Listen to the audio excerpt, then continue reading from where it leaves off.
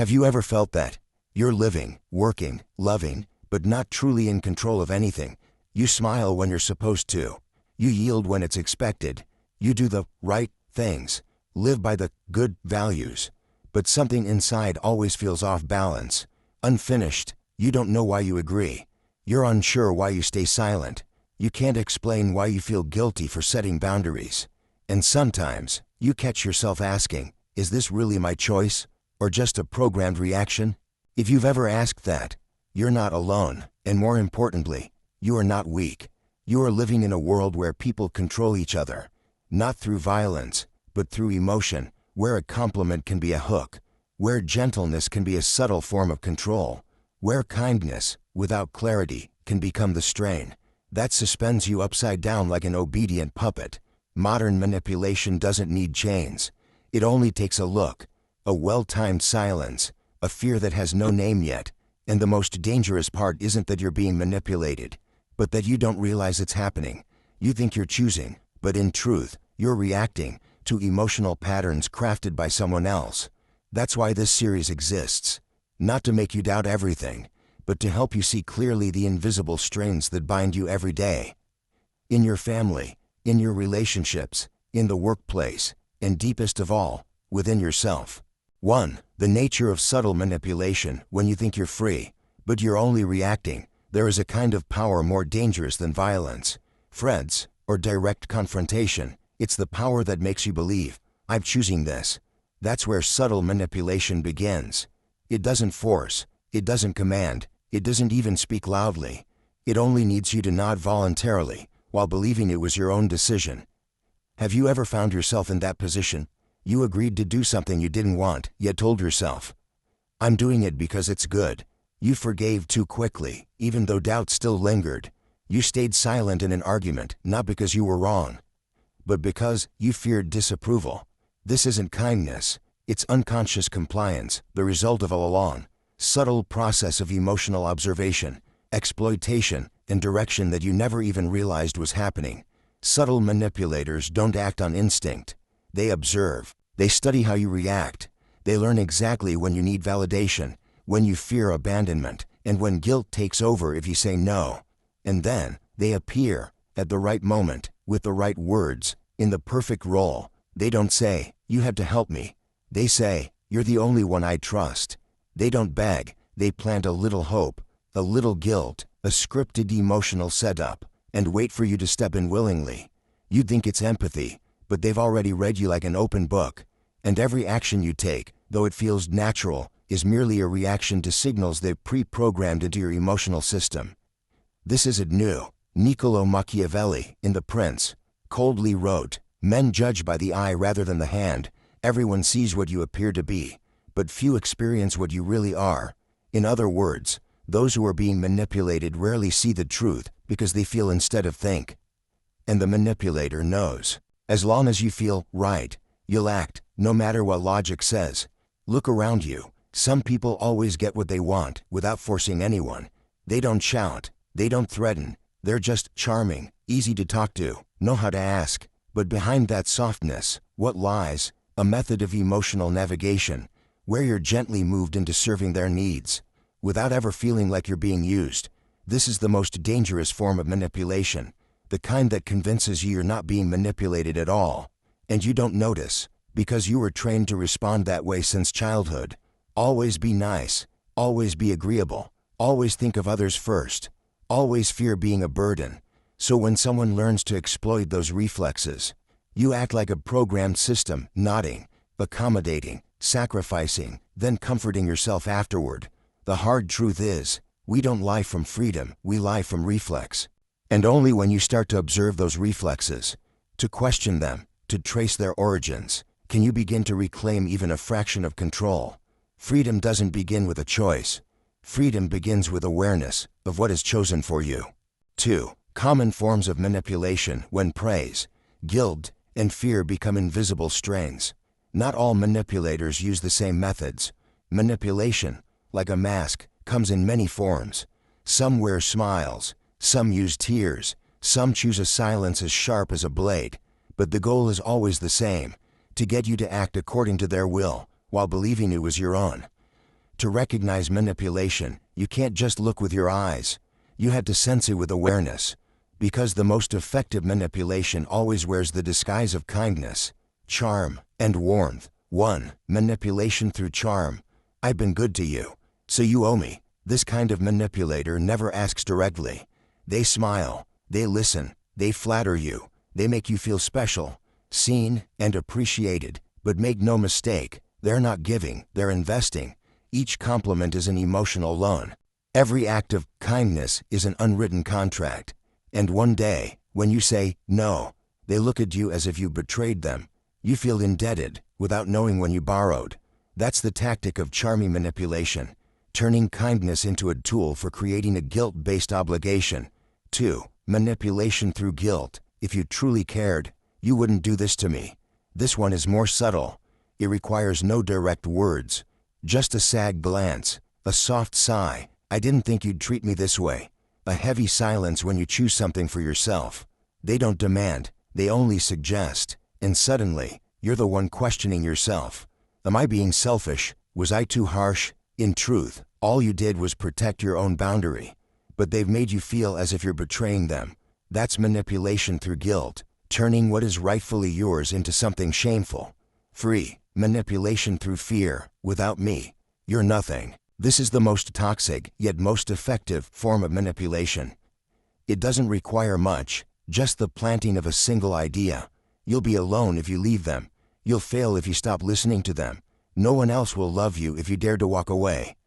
Manipulators don't hold you with truth, they bind you with imagined disaster. And the terrifying part, those imagined fears already existed inside you. They simply pressed the right spot, and your inner panic took over. You don't stay because of love. You stay because you've been convinced. You can't survive without them. 4. Why are these tactics so effective? Because they don't come from the outside. They are activated from within you. Praise only works if you crave approval. Guilt only thrives if you're used to putting others first. Fear only holds you when you've never truly believed, I deserve a free life. Manipulation succeeds when you don't know what you're reacting to. You think your decision makes sense. But in reality, you're replaying an old wound in a new setting. Manipulation doesn't need handcuffs. It only needs the right smile, the well-timed frown, the carefully crafted phrase to trigger the insecurity that already lives inside you. And then you surrender, believing, somehow, that you're doing the right thing. 3. The psychological roots that make you vulnerable to manipulation. You're not manipulated because you're weak. You're manipulated because you're human. And to be human is to carry unnamed gaps within. Manipulation doesn't rely on external power. It feeds on the unhealed wounds inside you. No one controls you through force. They only need to touch the places you haven't dared to face. There are 3 emotional doors that manipulators often walk through. Each leads to a type of reaction that's easy to steer. And unless you recognize them, you'll think your actions are natural choices when they're not. 1. The craving for validation, a wound rooted in childhood. Some people are always trying to please everyone. They're the good ones. The one who sacrifices, the one who never wants to cause trouble. They don't know how to say no without guilt. They don't know how to assert themselves without fearing rejection. Why? Because very early on, they learned love is a reward, not a right, that they must be obedient, correct, and agreeable to be seen as worthy. And so, they spend their lives chasing approval. They abandon themselves just to feel valuable. That's when the manipulator shows up. They praise, they validate, and you, believing you are being loved, hand over your selfhood to someone else. 2. Guilt, the shadow of distorted altruism. There are people who always feel they must help others. Even when they're exhausted, even when the other person doesn't deserve it. They don't know the line between love and self-destruction.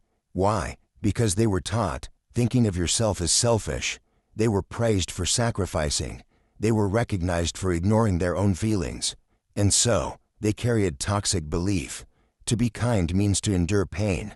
The manipulator doesn't need to pressure them. They just had to play the victim. They just need to say, "You're the only one who understands me." And instantly, they rush in to save, blind to the fact that their own goodness is being used against them. 3. The fear of abandonment, the root of emotional dependency. Some people stay in toxic relationships. As long as it keeps them from being alone, they fear being forgotten, they fear not being needed, they fear that if they walk away, they'll be left with nothing. So, they cling to fractured connections, as if they were the last life raft in the ocean. Manipulators know this. They create the illusion, only I love you. Then they plant the belief, without me, you are nothing. This kind of captivity has no visible bars. It is a prison built from a fear you've never dared to name. You're not easily manipulated because you're weak, but because you're unhealed. The reactions you have today didn't come from nowhere. They are the echoes of past experiences, emotional patterns etched deep over time. From a childhood that lacked understanding, from moments of abandonment without explanation, from teachings that seemed right, but quietly shattered your trust in yourself.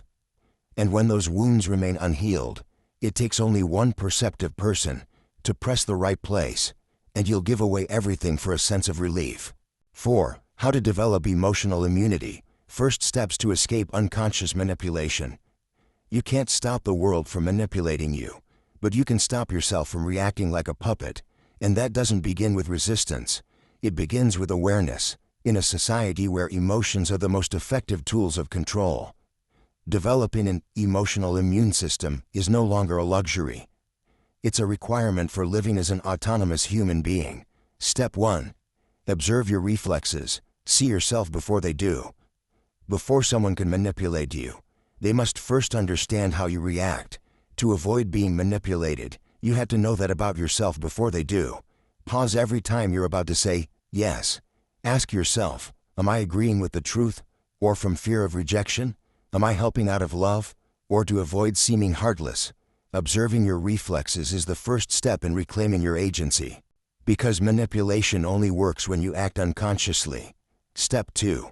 Separate emotion from action. Keep a cool head even when the heart trembles. Machiavelli once wrote, "People are led by emotion, but power belongs to those who can control it." You will still feel hurt, awkward, guilty, or afraid to disappoint, but you don't have to act on those feelings right away. This is the core of the emotional detachment strategy. Not emotional numbness, but creating a space between what you feel and what you do. For example, when someone praises you, you don't need to lower your standards in return. When someone looks sad because you said no, you don't need to immediately make it up to them. Let the emotion pass, then decide. Manipulators thrive on your emotional urgency. When you stop reacting quickly, you break their control. Step 3. Become unpredictable. Break the script others have written for you. Have you noticed? Manipulators know. If they cry, you'll rush to comfort them. If they compliment you, you'll soften. If they get angry, you'll back down. They don't need to threaten. They only need to know what you'll do next. That's when you must break the script. Smile when they expect you to be rattled. Stay silent when they expect you to explain. Say no when they're sure you'll say yes. The one who cannot be predicted cannot be controlled, not because they are dangerous, but because they are free. Step 4. Build a solid sense of self, so no one defines you but you. Manipulators don't need to change you. They only need to make you doubt yourself. They plant questions like, "Are you sure about that? Aren't you being too selfish? Do you really believe that?" And if you don't have a clear inner image of who you are, you'll look to them for answers and hand over the steering wheel of your life. So if you want to resist manipulation, you must know who you are, what you believe, and what you will or won't allow. When your spiritual spine is strong, external forces become just wind. Emotional freedom doesn't mean you feel nothing. It means you know when you're being affected and still choose to act from will, not reflex. That is the first true antibody of emotional immunity. 5. Manipulation in close relationships. When affection becomes a tool of control. We can often detect manipulation from strangers, but the most painful form of manipulation is the one that comes from those we love. Not because it's stronger, but because it's wrapped in affection. You don't put your guard up. You don't question their intent.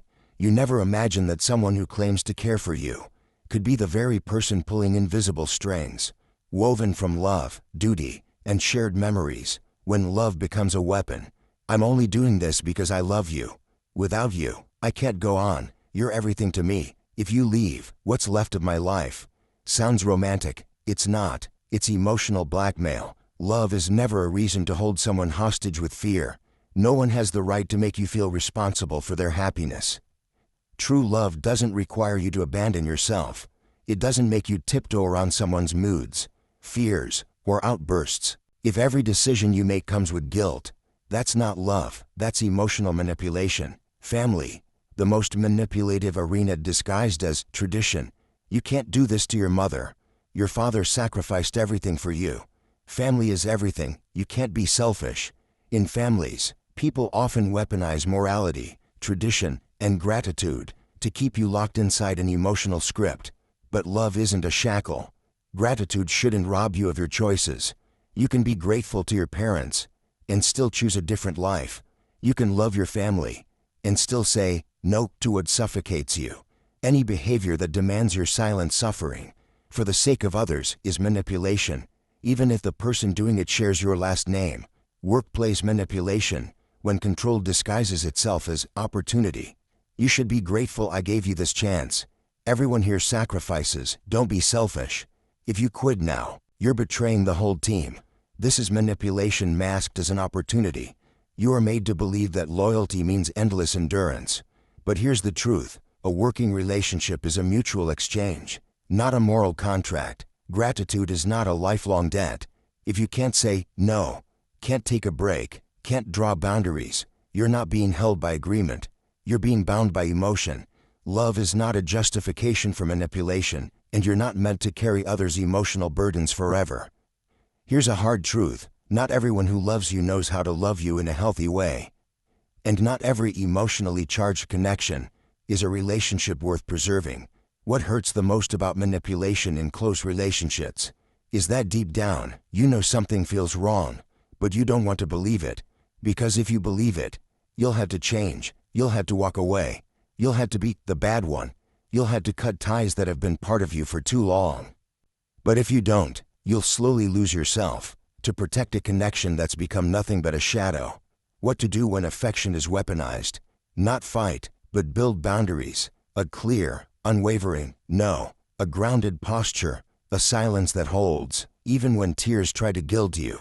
Love isn't a burden. Family isn't a prison. Opportunity isn't a lifelong debt. And you are not the emotional caretaker of everyone else's world. 6. Applying Machiavellian strategic thinking. How to stay mentally grounded in the age of mass manipulation. We are living in a strange era. Not an age of war or physical oppression, but an age of psychological warfare, where the one who controls doesn't need weapons. They only need to control your mind and your emotions. In this context, the warnings of Niccolò Machiavelli, a political philosopher often misunderstood as immoral, have never been sharper. He didn't teach you how to be wicked. He taught you how to see the world as it is, without illusion, without assumption, without naivete. And if you want to preserve your freedom in a world manipulated through images, emotions, consensus, and artificial virtue, you must learn to think like a strategist. 1. Truth matters less than perception. Whoever controls the image controls you. Machiavelli once wrote, "Men judge by their eyes rather than by their hands. Everyone sees, but few touch." What does this mean? It's not the truth that controls the masses, but appearance and narrative. Modern manipulators don't need to be right. They just need to look right. And if you lack the clarity to separate appearance from essence, you will be led by curated stories, polished personas, and manufactured feelings. 2. Don't live by emotional reflex, lie by analysis. In today's rapid response culture, we are encouraged to feel quickly and act instantly. You feel angry? Speak out. You feel wronged? Fight back now. You feel hurt? Express it. But Machiavelli advised the opposite. Pause, analyze, observe. The most successful manipulators don't talk much. They watch. They know what you crave, what you fear, what you hate, before you can even name it. Then they use your own mind against you. So, if you want to regain control, ask yourself 3 questions before reacting. Who benefits from me feeling this way? What are they trying to get me to do? If I stay silent for 24 hours, will I still feel the same? Reflex is where manipulation thrives. Analysis is where it dies. 3. Hold something back. You don't need to reveal everything to be real. The digital age has convinced us that To be authentic is to reveal everything, but not everything that's real needs to be shared. Powerful people don't speak everything. They know what to keep. Machiavelli wrote, "Be like the fox to spot the traps, and the lion to frighten the wolves." You cannot live like an open book in a world that's trained to weaponize your pages.